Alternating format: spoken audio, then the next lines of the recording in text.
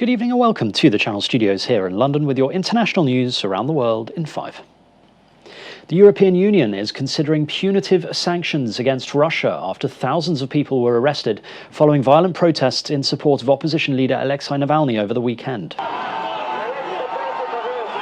Tens of thousands of Russians have clashed with police at protests that broke out in Moscow, St. Petersburg, Vladivostok and dozens of other cities to demand the release of the jailed Kremlin critic after he was arrested on his return to Russia a week ago.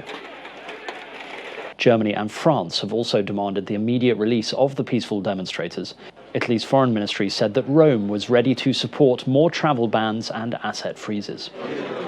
Chinese and Indian troops have reportedly clashed again in a disputed border area with injuries on both sides, that's according to Indian media.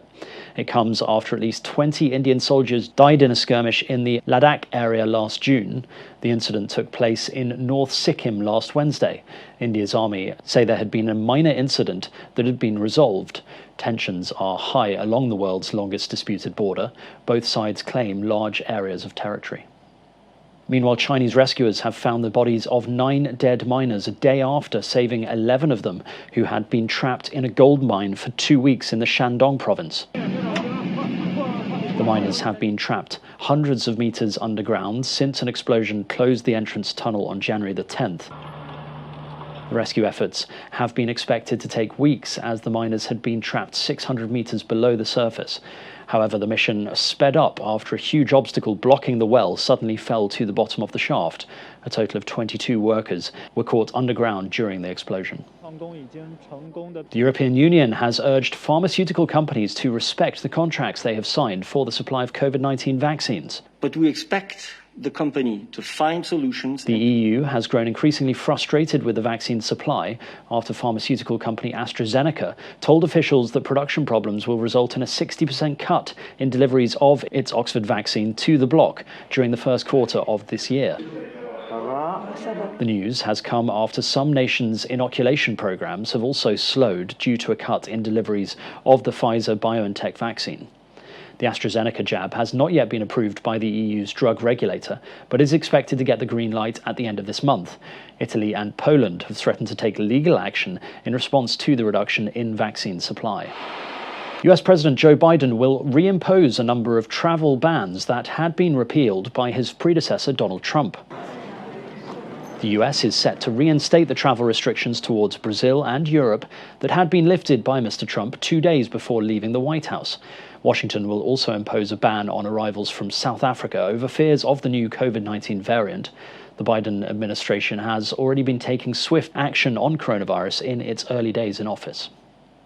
Tropical cyclone Eloise has devastated Mozambique's Sofala coastal province, forcing over 7,000 people to flee their homes.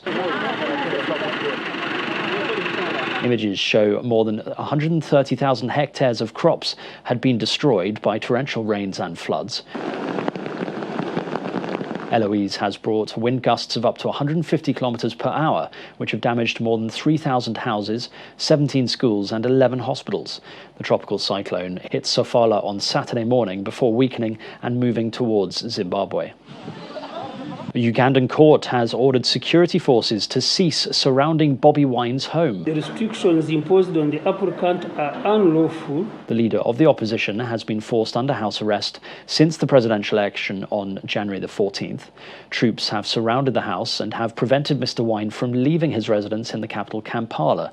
Ugandan authorities have said that the house arrest has been necessary as they fear Bobi Wine's presence in public could incite a riot. We upload the court decision. The judge has ordered that his right to personal liberty should be immediately reinstated.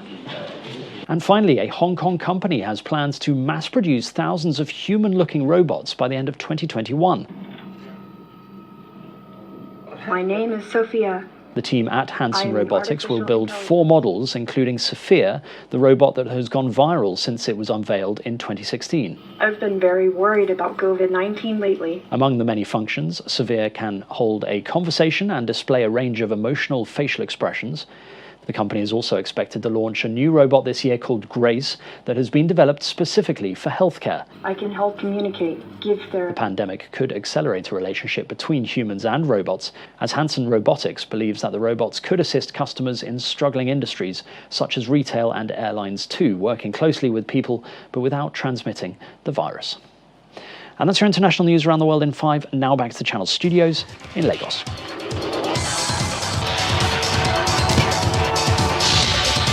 Thank you, Simon. Hello and welcome to Sports News. In the Nigeria Professional Football League, Enyimba secured a priceless away win after beating Adamawa United 2-1 in a keenly contested encounter played at the Abubakar Tafawa Balewa Stadium in Bauchi. Goals from Anayo Iwala and left back Imo Abbott gave the Aba Elephants maximum points.